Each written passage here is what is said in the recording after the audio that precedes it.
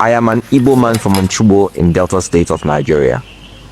I am a full-blooded Nigerian and have the right to aspire to the highest office in the land. I believe it's morally and equitably right that anybody from a major party to go against this president should be from the south. There's nothing wrong with that. It's equitable. It's justice. That's all we ask. So you have in that coalition people they put around Peter Obi. So they tell Peter Obi, you cannot win, you cannot do it. Only if you become Atiku's vice. What rubbish. That's balderdash. He has all it takes to aspire. He has all it takes to win an election. He has the brains. So, but people, what they do, they take people around him. So anybody he goes to, they tell him, you cannot win. That is their strategy.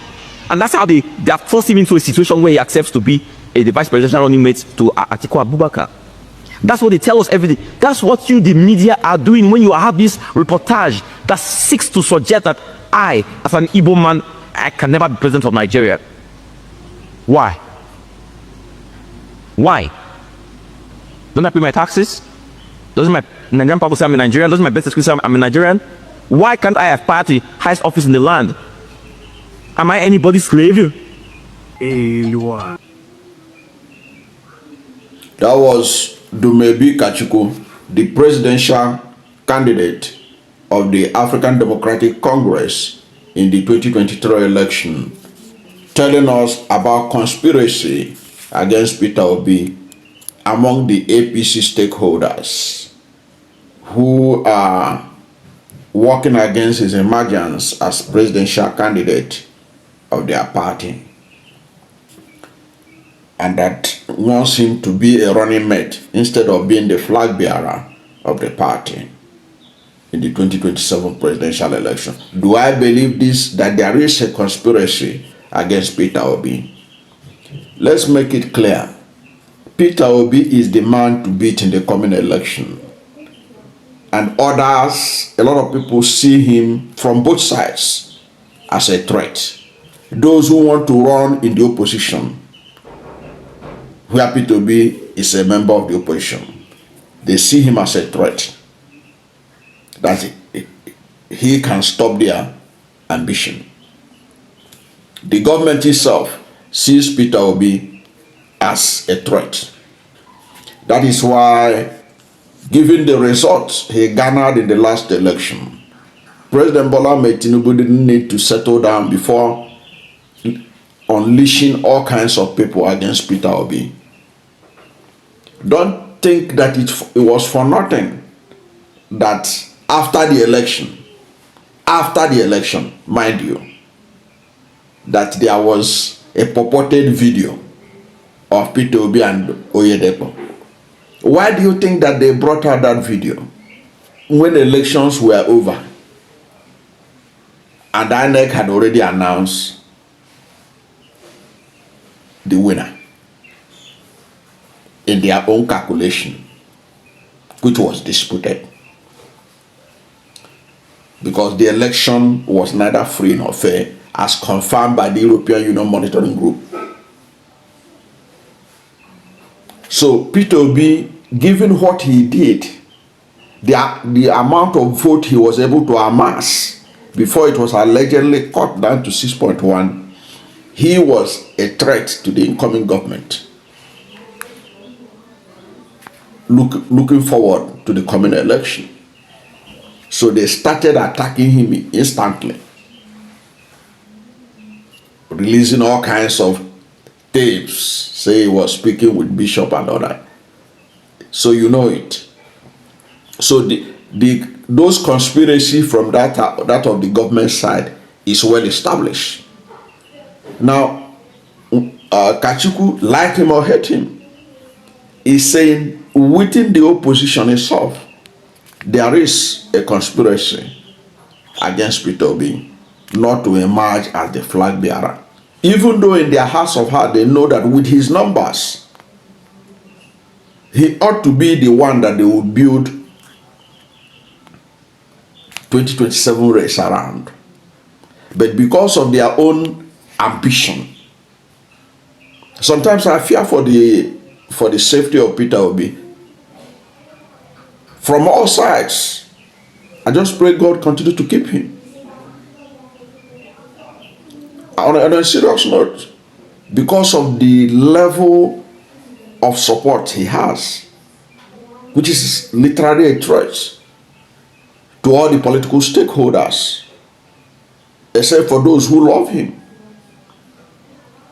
So, but we hope that the Peter Obi continue to do due diligence about his own security, and that Nigerians continue to pray for him, that God continue to keep him and preserve him. Okay, like all of us, nobody can say that he doesn't have enemies. All of us, both those in government and those outside government, everybody has one enemy or the other. Okay, especially in politics, which is like a zero-sum game in Nigeria. So that Kachikwu is saying that they are pressuring him, they are coercing him. I will not be surprised that there may be an attempt to coerce him, or that they are coercing him based on what he said, to be a vice presidential candidate instead of being the candidate. But their arguments are flawed. Those who are pressuring him, their arguments are flawed, because they are not able to prove.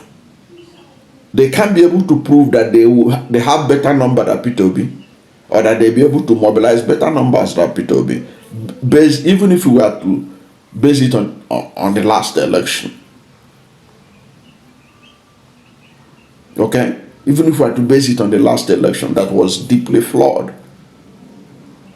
and in which his vote, as he put it, he got over 10 million votes, that was slashed to 6.1 million votes, allegedly by the Independent National Electoral Commission. Peter Obi presented his evidence before the court, and the court did what they did.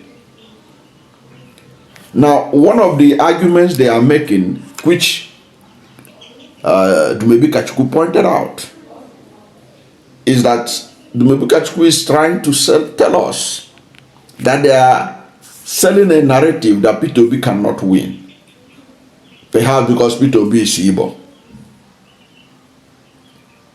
so he need to run under somebody. That is a flawed argument,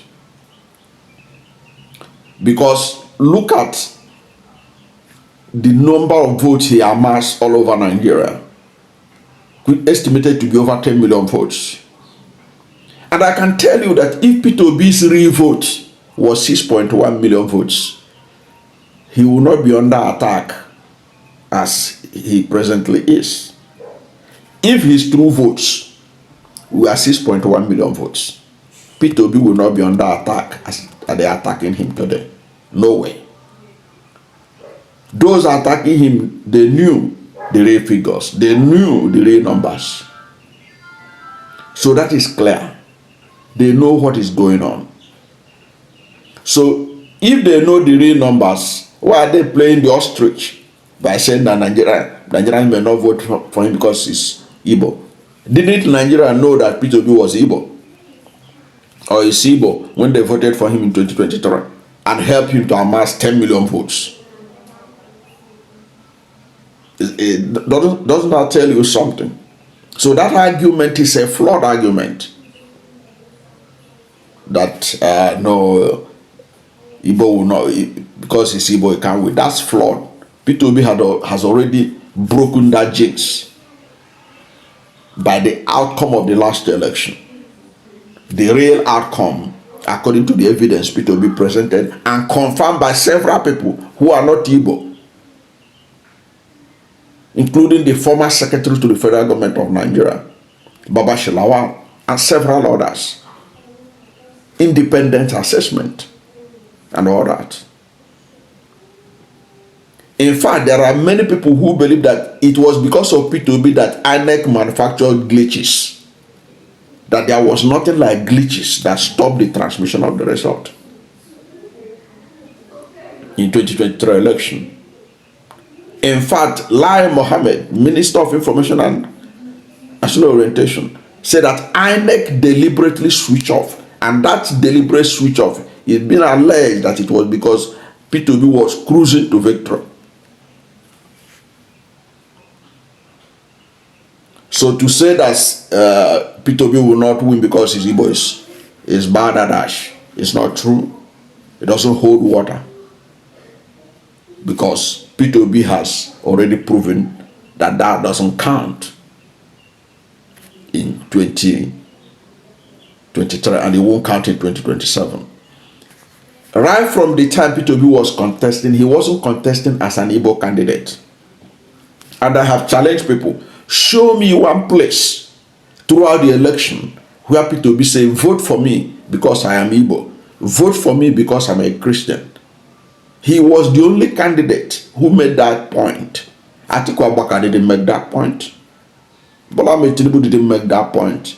In fact, Bola Tinubu was saying that it is my turn, it is Yoruba turn. Atiku was saying that what the country needs is a northern president. Those were their words. They were all over the media. But Peter Obi was the only candidate that was saying, do not vote for me because I'm Igbo. Do not vote for me because I'm a Christian. Vote for me because I am capable. I am competent. Even President Bola Tinubu told Islamic clerics in a Ramadan program in Oshobo in 2022 that they should work hard to ensure that a fellow Muslim replace Buhari in 2023. So Tinubu played the card of religion and ethnicity, and he confirmed it by nominating a Muslim ticket. So that idea, they should forget about it. It doesn't sell anymore. And then they are telling him that he should be a running mate. How can you give a running mate to somebody who is the should be the main candidate? The person who has the real numbers, not the INEC number. The INEC numbers are disputed. The real numbers, Peter Obi is the person with the real numbers from that election.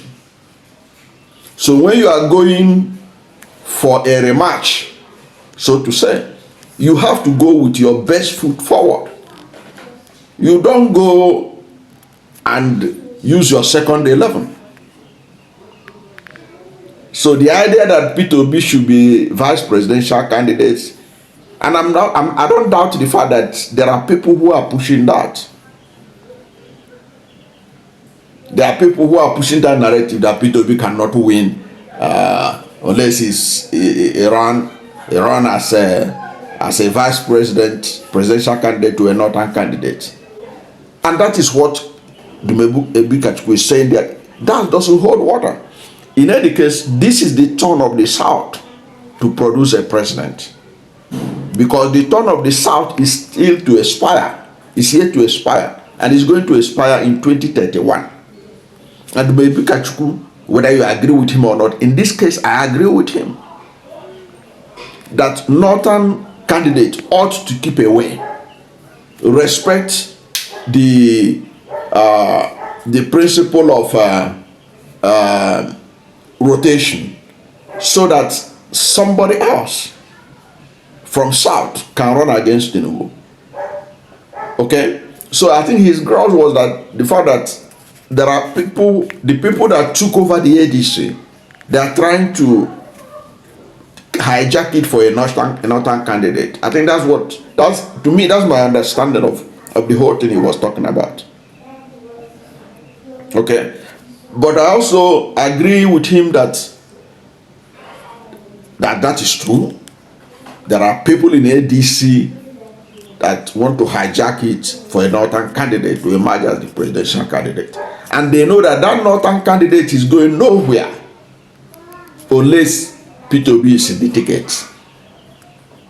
Now, instead of these people being reasonable enough to tell that northern candidate to wait until 2031, they are telling Peter Obi to step down to step back so that that one can run. That's not being fair. I agree with him on that. I don't know what to think about Dumebi Kachikwu saying that Peter Obi is literally being coerced to join to run as a vice presidential candidate.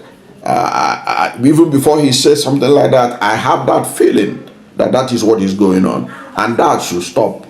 And Peter Obi should not be coerced. He will make his own decision at the right time. But the best decision he will take is to be in the race. And if he's in the race, he's a threat both to those in the opposition and those in government.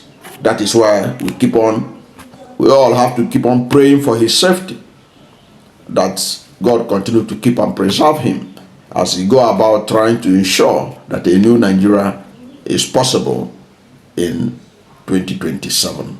I don't know what to think about Dumebi Kachikwu, but do you agree with some of the points he made there, or do you think those points are pointless? It doesn't really matter.